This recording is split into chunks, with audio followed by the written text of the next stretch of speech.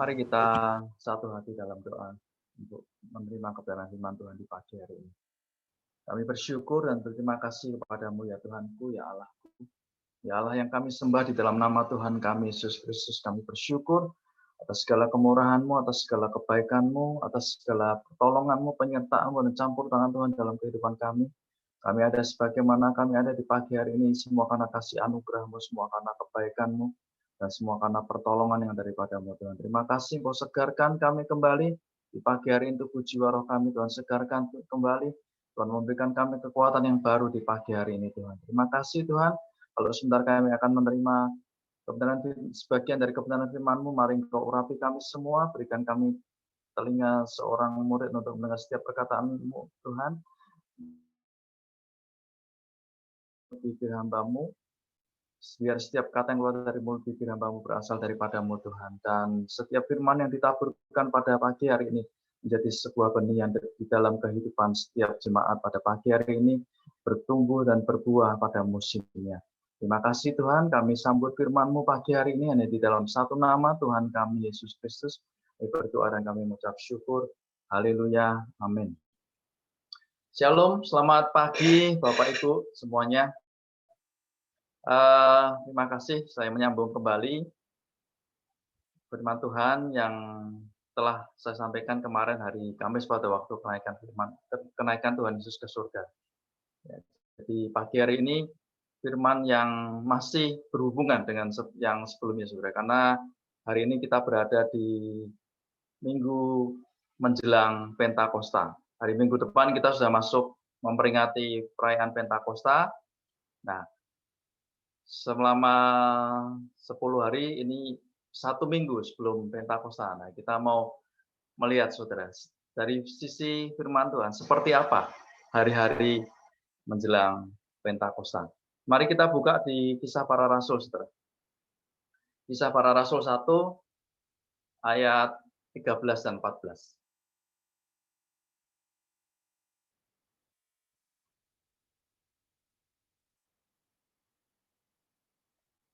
Ya, ini masih sambungan dengan yang kemarin, saudara ya.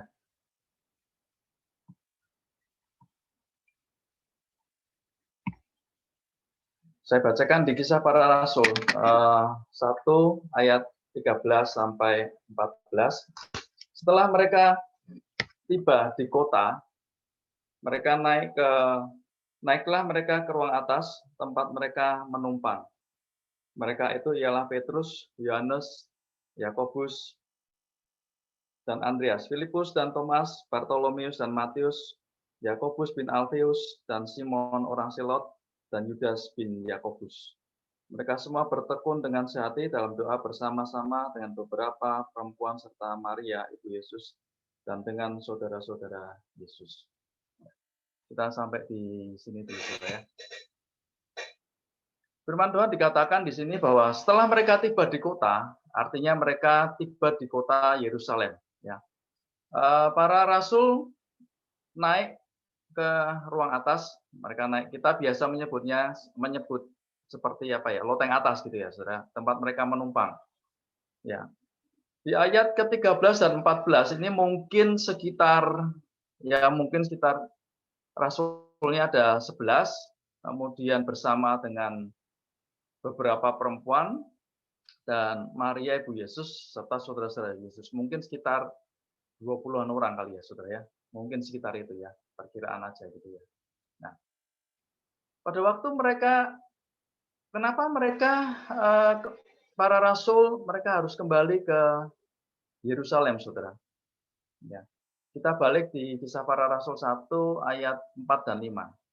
Kenapa mereka harus kembali ke Yerusalem? Ya. Nah, ini dasarnya kenapa mereka harus kembali ke Yerusalem. Ya. Pada suatu hari ketika Tuhan Yesus makan bersama-sama dengan murid-muridnya, dengan para rasul, yang melarang mereka meninggalkan Yerusalem dan menyuruh mereka tetap tinggal di situ. Artinya Tuhan Yesus menyuruh para murid-muridnya supaya tetap tinggal di Yerusalem setelah kenaikan Tuhan Yesus ke surga. Ya. Untuk apa saudara? Menantikan janji Bapa, yang demikian katanya. Telah kamu dengar daripadaku, sebab Yohanes membaptis dengan air, tetapi tidak lama lagi kamu akan dibaptis dengan Roh Kudus. Ya.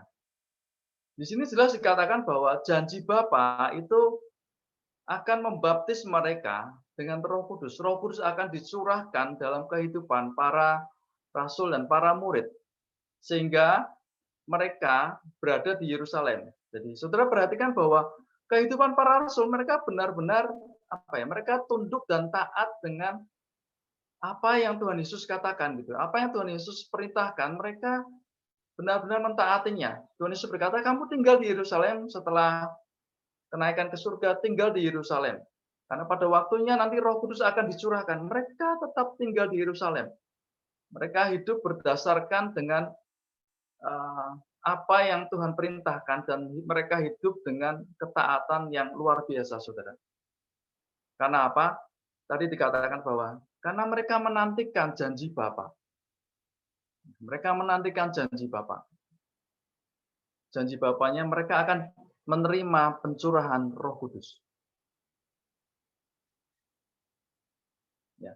Mereka pegang janji itu walaupun mungkin secara uh, hati, secara pemikiran mereka juga secara pengenalan akan Roh Kudus pun mereka mungkin juga masih terbatas, tapi mereka menantikan janji Bapa dan mereka percaya bahwa apa yang Tuhan Yesus katakan, apa yang Tuhan Yesus janjikan itu tidak pernah gagal, tidak pernah lalai untuk menepati janji-janjinya. Dia melihat bahwa janji Bapa itu ya dan amin. Sehingga mereka mau tinggal di Yerusalem, menanti-nantikan datangnya Roh Kudus. Ya. Dan yang kedua, sikap yang saya bisa lihat dari para rasul ini, kenapa mereka mau menunggu, saudara ya? Mereka mau menunggu di loteng atas setelah Tuhan Yesus naik ke surga. Mereka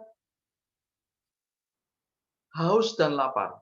Ya, saya melihat bahwa mereka haus dan lapar akan menerima pencurahan Roh Kudus. Sehingga mereka mau menanti-nantikan Roh Kudus itu. Saya ada sebuah pertanyaan, saudara. Ya, saya ada sebuah pertanyaan, saudara nanti bisa jawab. Yang mau jawab boleh unmute gitu ya. Saya ada pertanyaan. Ayat 13 dan 14 dikatakan bahwa mereka sampai di Yerusalem, mereka menumpang di sebuah rumah, mereka tinggal di loteng atas dalam persekutuan bersama-sama. Kemudian sesuai dengan ayat 3 dan 4 bahwa mereka Bapa yaitu menerima pencurahan Roh Kudus. Ya, dikatakan di ayat yang ke-5, coba kita ulang lagi ya. Kisah Para Rasul 1 ayat 4 dan 5. Ya.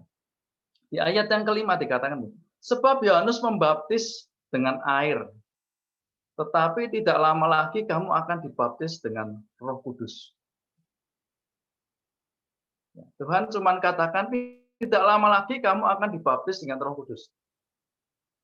Saya mau tanya sama saudara, kira-kira saudara, para rasul ini tahu nggak berapa lama mereka akan menerima pencurahan Roh Kudus itu? Ya, ini sekarang minggu menjelang Pentakosta, seminggu lagi kita akan memperingati Pentakosta. Nah, saya tanya saudara, firman Tuhan kata, tetapi tidak lama lagi kamu akan dibaptis dengan Roh Kudus. Ya, Kisah Para Rasul 2 ayat Kisah Para Rasul 2 ayat 1, ayat 2, ya. Mereka menerima pencurahan Roh itu pada hari Pentakosta. Kira-kira 10 hari setelah Tuhan Yesus naik ke surga. Saya tanya sama saudara, kira-kira mereka tahu nggak kalau selama 10 hari itu mereka akan terima Pentakosta? Akan terima pencurahan Roh Kudus. Kira-kira tahu nggak saudara? Kalau yang mau jawab boleh unmute.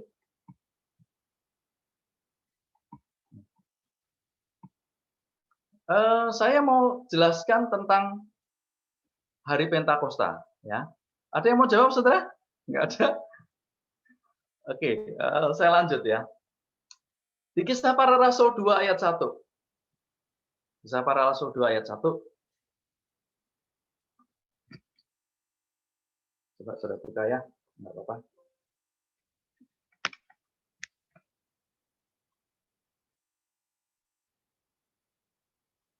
Ketika tiba hari Pentakosta, semua orang percaya berkumpul di suatu tempat. Sebentar saudara ya, sebentar ya.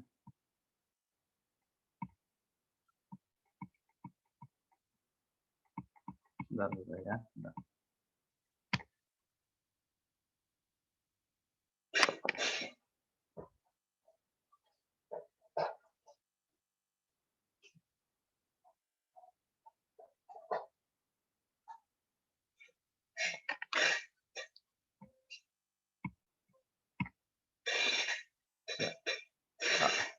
Ya, maaf saudara, saya lanjutkan lagi. Ketika tiba hari Pentakosta, semua orang percaya berkumpul di suatu tempat. Ya. Tadi kan saya nanya, kira-kira para rasul ini tahu nggak pada waktu hari Pentakosta itu Roh Kudus akan dicurahkan, gitu kan ya? Nah, saya jelaskan arti kata Pentakosta, saudara. Pada hari Pentakosta, kenapa banyak orang berkumpul di Yerusalem? Ya, Pentakosta itu sebenarnya sebuah hari raya, saudara. Kalau saudara buka di ulangan 16, ulangan 16 ayat 1 sampai 13, itu judul perikopnya 3 hari raya utama orang Israel. Yang pertama itu Paskah. Yang kedua, hari raya 7 minggu. Yang ketiga, hari raya Pondok Daun. Nah, Pentakosta ini sebenarnya hari raya kedua, saudara, yaitu setelah Paskah.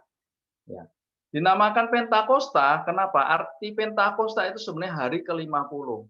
Ya, kalau saudara lihat di ulangan 16 ayat 1 sampai 13 di situ ayat ke-6 atau 7 itu yang menyangkut tentang hari raya 7 minggu ya. Jadi hari raya 7 minggu itu berkaitan dengan Pentakosta ini, saudara. Di ayat yang ke-9 ya. Jadi ulangan 16 ayat ke-9 di situ disebutkan bahwa ada hari yang dinamakan hari raya 7 minggu. Hari raya 7 minggu ini gini, saudara.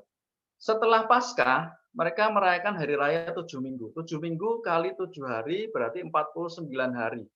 Ya. Kemudian hari ke-50 mereka merayakan Pentakosta. Arti kata Pentakosta itu sebenarnya ke-50. Ya, hari ke-50 mereka merayakan Pentakosta. Jadi sebenarnya Pentakosta itu merupakan sebuah hari raya di mana orang Israel mengucap syukur atas hasil panen gandum. Ya, jadi mereka bersukaria, di firman ini katakan mereka harus bersukaria dengan keluarga-keluarganya, dengan keluarga besarnya, mereka bersukaria untuk merayakan hari raya ini. Karena ini merupakan 3 hari raya utama, saudara. Yang mereka harus rayakan di samping Paskah dan di samping hari raya Pondok Daun. Jadi pada waktu para rasul berkumpul di loteng atas, kemudian tiba harinya hari Pentakosta, sebenarnya yang mereka rayakan itu pada awal mulanya ini sebuah hari raya 7 minggu namanya, saudara. Hari raya 7 minggu, hari ke-50-nya disebut Pentakosta. Dan Roh Kudus dicurahkan bersamaan dengan hari raya Pentakosta. Sehingga di hari-hari ke depan ini, saudara, kita memperingati Pentakosta itu berkaitan dengan pencurahan Roh Kudus secara luar biasa pada hari itu. Tapi sebenarnya awal mulanya kalau di Perjanjian Lama itu merupakan hari raya 7 minggu. Ya. Jadi kalau saudara perhatikan bahwa murid-murid ini, para rasul dan juga para perempuan yang berkumpul termasuk dengan Maria Ibu Yesus, mereka sebenarnya tidak tahu bahwa kapan Roh Kudus itu akan dicurahkan. Mereka cuma pegang janji, Tuhan Yesus katakan, kau pegang janji Bapa bahwa engkau akan dibaptis dengan Roh Kudus. Mereka pegang itu, saudara. Mereka berkumpul di ruang atas itu, mereka nggak tahu kapan ini akan dicurahkan, cuma mereka pegang janji Tuhan. Karena mereka percaya janjinya itu ya dan amin. Nggak pernah gagal, nggak pernah lalai menepati janjinya. Mereka nggak tahu kalau 10 hari dari mereka berkumpul itu Roh Kudus akan dicurahkan, mereka nggak tahu kapan waktunya. Karena firman Tuhan berkata, tidak lama lagi engkau akan dibaptis dengan Roh Kudus. Tidak lama lagi, tidak ada waktu yang jelas, saudara. 1 hari, 2 hari, 3 hari, 5 hari, 10 hari, nggak ada yang jelas. Tuhan cuma katakan tidak lama lagi. Tapi mereka tetap setia. Maka tadi saya katakan mereka menunggu itu karena mereka taat, mereka percaya bahwa Tuhan itu tetap setia dengan janjinya. Dan Roh Kudus bisa dicurahkan sedemikian luar biasa karena kenapa, saudara? Mereka punya haus dan lapar, bukan menunggu, menantikan Roh Kudus itu dicurahkan.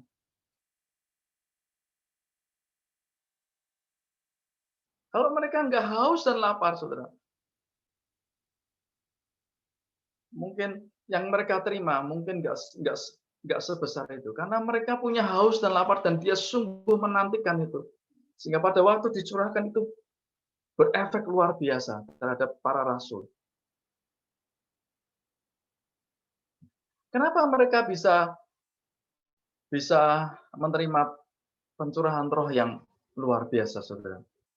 Ya, saudara lihat kita kembali ke kisah para rasul 1 ayat 14.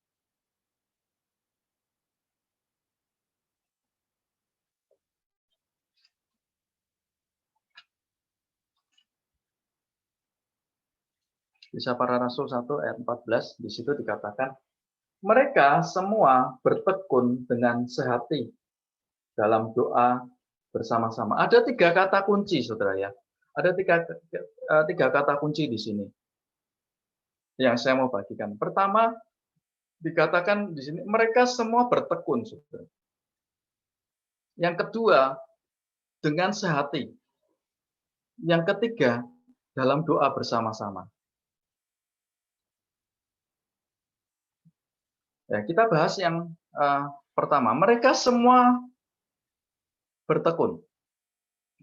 Arti kata bertekun, kalau saudara kemarin saya buka di semacam kamus bahasa gitu ya. Arti kata bertekun itu berusaha dengan sepenuh hati, gitu ya. Kemudian arti kata yang lainnya bersungguh-sungguh. Arti kata yang lainnya berkemauan kuat untuk mewujudkan apa yang diharapkan. Jadi pada saat para rasul dan para wanita yang lain dan saudara-saudara Yesus menunggu di loteng atas, mereka bertekun, mereka dengan sepenuh hati, dengan bersungguh-sungguh, dengan berkemauan kuat untuk menantikan apa yang mereka harapkan. Mereka berharap menerima baptisan Roh Kudus. Mereka bertekun dalam menantikan janji Bapa. Mereka bersabar dalam penantian sekalipun nggak tahu kapan waktunya, mereka tetap bersabar menunggu itu, saudara. Dan mereka menunggu dengan penuh iman percaya bahwa janji Bapa itu akan digenapi. Tidak ada bimbang, tidak ada ragu di dalam setiap penantian mereka terhadap janji Bapa. Dalam setiap penantian mereka terhadap janji Allah. Mereka tidak bimbang, mereka tidak ragu. Mereka benar-benar bertekun, saudara. Percaya bahwa janjinya itu akan digenapi. Sekalipun nggak diberitahukan kapan itu akan digenapi. Yang kedua, kata yang kedua, sehati. Biasanya digabungkan dengan sepikir, sehati sepikir. Mereka, arti sehati sepikir gini, saudara. Mereka punya kesatuan hati, mereka punya kesatuan tujuan, sehingga mereka fokus dengan fokus dengan janji Bapa itu, Saudara. Sehingga pada waktu pada waktu masa penantian itu mereka saling menguatkan satu dengan yang lain. Dalam masa penantian mereka menguatkan satu dengan yang lain. Kalau Saudara perhatikan ya, dari ayat Kisah Para Rasul 1 ayat 14, kemudian kalau Saudara baca lagi di Kisah Para Rasul 1 ayat ke-15, ya, lanjutannya.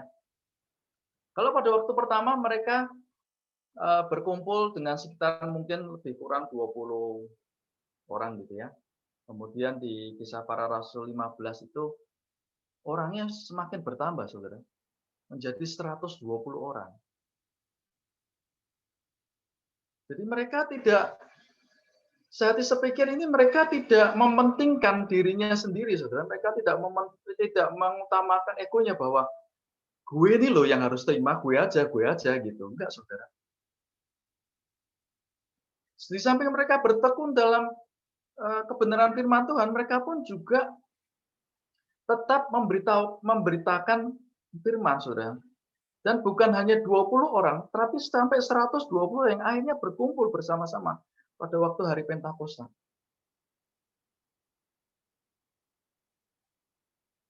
Jadi mereka pun meyakinkan orang lain bahwa akan ada pencurahan Roh Kudus. Ya, mereka yang bertekun bersehati, dan mereka yang ketiga mereka dalam doa sepakat, mereka akan menerima seperti itu, Saudara. Jadi mereka saling menguatkan dalam saat ini. Saya pikir mereka saling menguatkan, mereka saling membangun.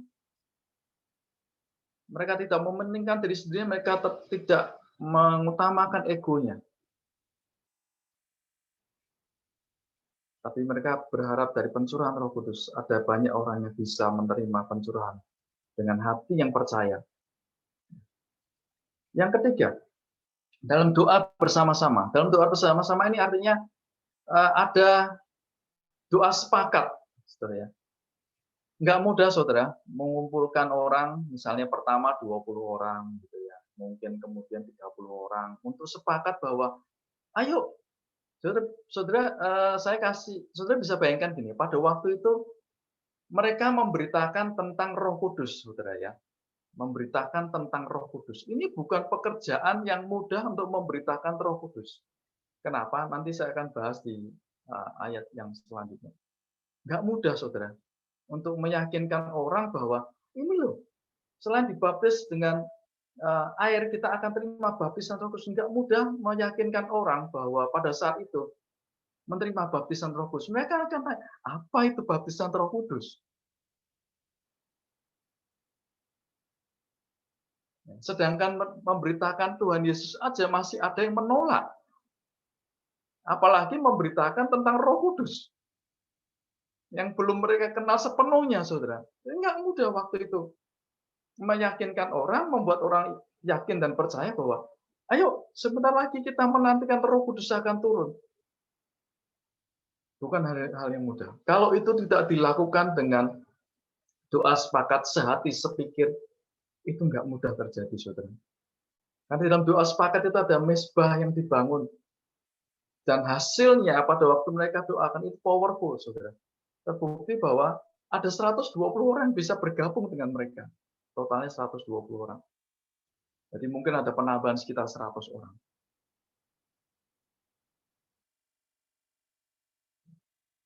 Saya katakan nggak mudah karena saudara lihat di Yohanes 16, saudara, Yohanes 16. Karena Tuhan Yesus memberitahukan tentang Roh Kudus itu pada waktu dia sebelum naik ke surga, gitu ya. Itu pun mungkin nggak terlalu banyak penjelasannya, saudara, tentang Roh Kudus itu. Saudara bisa kita buka di Yohanes 16, saudara ya. Yohanes 16 mulai dari ayat 7 sampai ayat 15, cuman saya lompat-lompat cuman beberapa ayat aja, saudara. Ini yang Tuhan Yesus katakan tentang Roh Kudus, dan ini pula yang murid-muridnya harus meyakinkan orang bahwa ini loh, aku menunggu karena ini worth it untuk ditunggu gitu ya. Pencurahan roh ini worth it untuk ditunggu, layak untuk ditunggu. Ini luar biasa. Ya. Dan ini yang Tuhan Yesus katakan tentang Roh Kudus. Kemarin di Yohanes 14 saya sudah sedikit mengupas pada waktu hari kenaikan Tuhan Yesus. Nah, saya lanjut di Yohanes 16 ayat 7. Namun benar yang kukatakan ini kepadamu adalah lebih berguna bagi kamu jika aku pergi. Sebab jikalau aku tidak pergi, penghibur itu tidak akan datang kepadamu. Dan jikalau aku pergi, aku akan mengutus dia kepadamu. Firman Tuhan dikatakan yang pertama bahwa di dalam Yohanes 16 ayat 7, Yesus katakan akan lebih berguna kalau aku pergi. Artinya naik ke surga. Sebab jikalau aku tidak pergi, penghibur itu tidak akan datang. Kenapa? Penghibur itu karena kenapa Roh Kudus itu tidak akan datang? Karena yang mengutus Roh Kudus itu datang itu Tuhan Yesus sendiri. Saudara dikatakan, jikalau aku pergi, aku akan mengutus dia kepadamu. Roh Kudus sebagai roh penghibur itu yang diutus oleh Tuhan Yesus pada waktu setelah dia naik ke surga.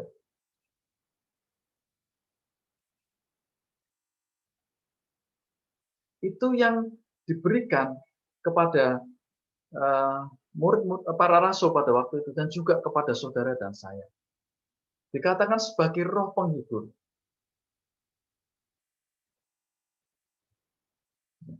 Jadi kehadiran Roh Kudus itu penting buat kita, saudara. Sangat penting buat. Itu menolong saudara dan saya. Dikatakan sebagai penghibur.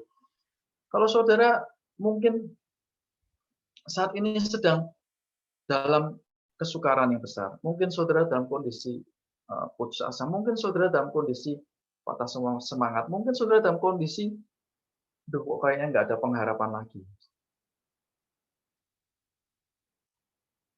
Ingat saudara, Roh Kudus diberikan, diutus buat saudara dan saya sebagai roh penghibur. Dia yang akan menghibur saudara. Dia yang akan menguatkan saudara. Dia yang akan menolong saudara. Engkau yang sudah terima urapan baptisan Roh Kudus. Gunakan itu, saudara. Gunakan itu. Ya. Ayat yang ke-8.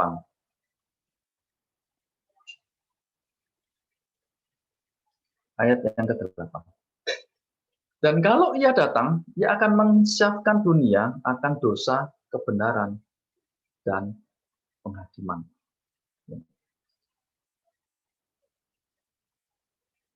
Pada waktu Roh Kudus dicurahkan, saudara, dia akan menegur.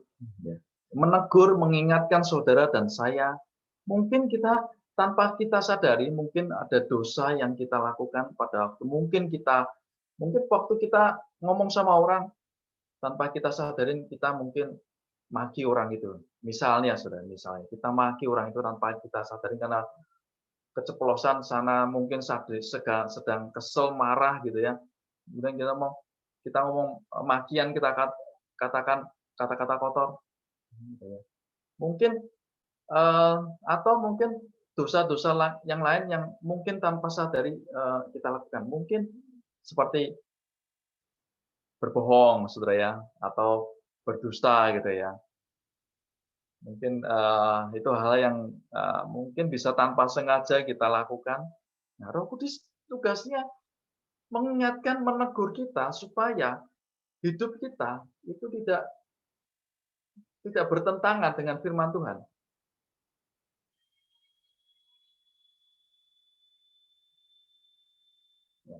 Yang ketiga, di ayat yang ke-13.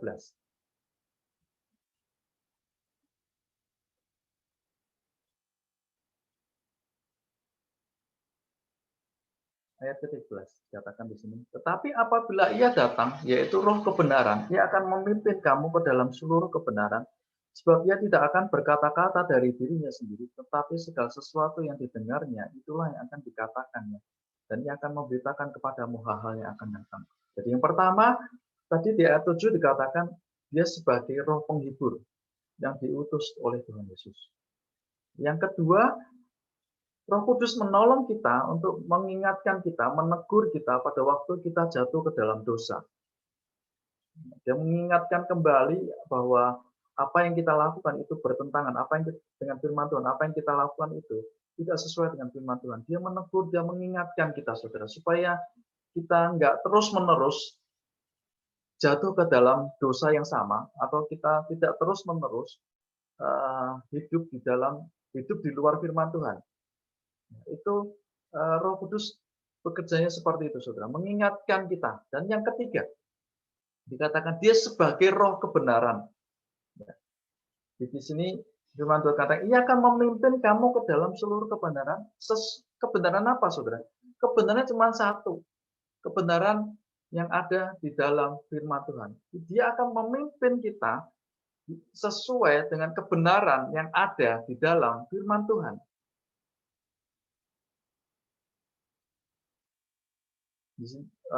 Dikatakan di sini, ia tidak berkata-kata dari dirinya sendiri, tapi segala sesuatu didengar, ya itulah yang dikatakan. Jadi Roh Kudus ini yang membawa kita, saudara, membawa kita itu mengenal Tuhan Yesus itu lebih dalam lagi. Kenapa?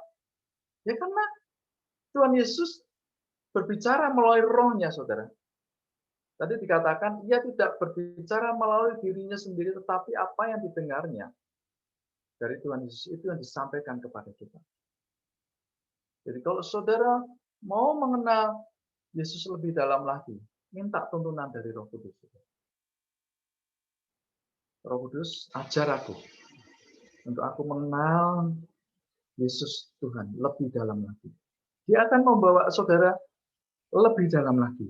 Lewat apa? Lewat kebenaran. Semuanya lewat kebenaran. Firman Tuhan itu yang menyatakan, saudara. Firman Tuhan itu yang akan membawa saudara kenal Yesus lebih dalam lagi. Dan yang luar biasa, saudara. Balik lagi ke yang tadi saya minta tolong.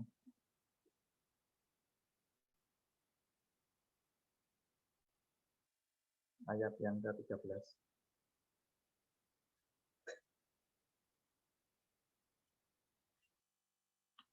Dia akan memberitahukan hal-hal yang akan datang, saudara. Ya, di ayat yang ke-13 yang terakhir dikatakan,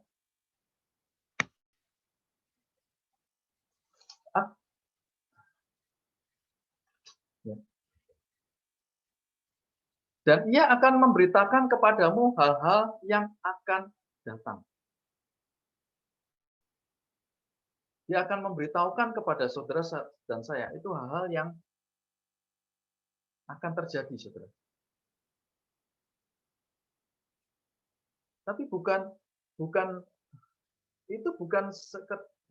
apa ya, maksudnya bukan secara instan itu akan diberikan tentang hal-hal yang akan datang, saudara. Tapi itu akan diberikan kalau saudara bergaul karib. Saudara membangun keintiman. Saudara dan saya membangun keintiman. Saudara dan saya membangun persekutuan yang dalam dengan Roh Kudus. Hal itu akan diberitakan. Hal itu akan diberitahukan, saudara. Hal-hal yang akan datang.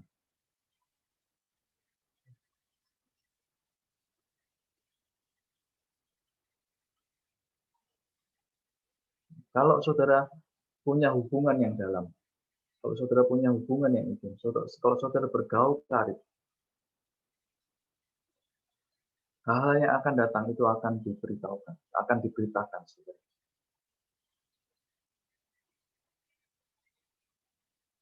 Mungkin saudara seberapa banyak itu akan ya seberapa dalam saudara bergaul.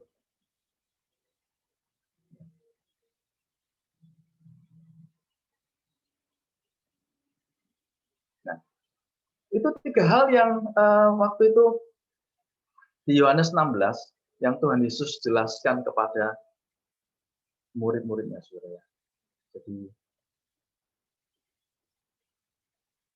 itu pula yang murid-muridnya harus jelaskan pada waktu mereka berkumpul di loteng atas. Ya, mereka menantikan Roh Kudus dari mungkin sekitar 20 orang menjadi 120 orang.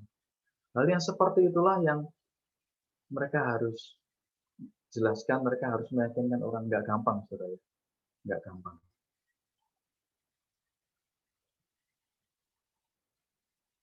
Jadi di masa-masa penantian menjelang Pentakosta, saudara. Jadi ada hal yang kita lihat bahwa mereka sebenarnya tidak tahu kapan waktunya Pentakosta itu akan dicurahkan. Sama halnya juga dalam kondisi pada waktu saat ini kita juga tidak tahu kapan Tuhan Yesus akan datang yang kedua kalinya. Kita juga dalam masa penantian, sama-sama menanti, sama-sama menunggu, cuman waktu itu karena menunggunya Roh Kudus dicurahkan, dan kalau sekarang kan Roh Kudus dicurahkan, sama-sama kondisinya kita juga dalam masa penantian Tuhan Yesus datang yang kedua kalinya. Saya berharap kita punya sikap hati yang minimal seperti yang rasul-rasul lakukan, saudara. Mereka itu kan mereka menerima janji Bapa. Demikian juga kita menerima janji daripada Tuhan dalam kitab Wahyu. Aku datang segera. Kita juga nggak tahu kapan dia akan datang segera. Datang segera itu kan artinya bisa dianalogkan itu waktunya singkat karena segera, saudara ya. As soon as possible itu kan segera gitu kan ya. Kalau segera itu waktunya singkat, nggak menunggu hitungan hari. Kemarin saya sempat sampaikan, saudara ya, bahwa hari Tuhan itu sama dengan satu hari itu sama dengan 1000 tahun. Ya. Di 2 Petrus 3 ayat 8. Saya coba hitung-hitungan, saudara ya. Saya coba hitung-hitungan supaya ini sudah punya sedikit gambaran. Saya coba hitung-hitungannya. Kalau satu hari sama dengan 1000 tahun gitu ya, saudara ya. Hari Tuhan itu satu hari sama dengan 1000 tahun. Kira-kira kalau 1 detik berapa hari gitu ya.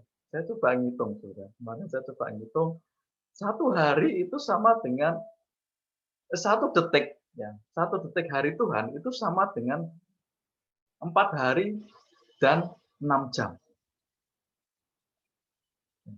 Kalau Tuhan Yesus katakan, aku datang segera, ya. Ini ilustrasi ya, ilustrasi. Aku datang segera. Terus Tuhan Yesus ngomong sama malaikatnya, kat, 1 menit lagi saya akan datang kedua kalinya di dunia. 1 menit lagi, gitu. 1 menit lagi itu kan berarti ada 60 detik, saudara ya. Jadi kalau 4 hari, 22 dikali 60 detik itu sama dengan 200, kira-kira 270-an hari. Itu sama dengan kira-kira 9 bulan. Jadi kalau misalnya Tuhan Yesus ngomong sama malaikat, kat 1 menit lagi saya akan turun ke dunia, saya akan datang ke dunia, itu sama dengan hari kita, itu lebih kurang 9 bulan. Tapi hari Tuhan cuma ngomong, aku datang segera. Kalau dia ngomong 1 menit, itu sudah sebentar waktunya, saudara. Makanya segera itu sangat singkat. 2021 itu berarti 2 hari plus 30 menit, saudara.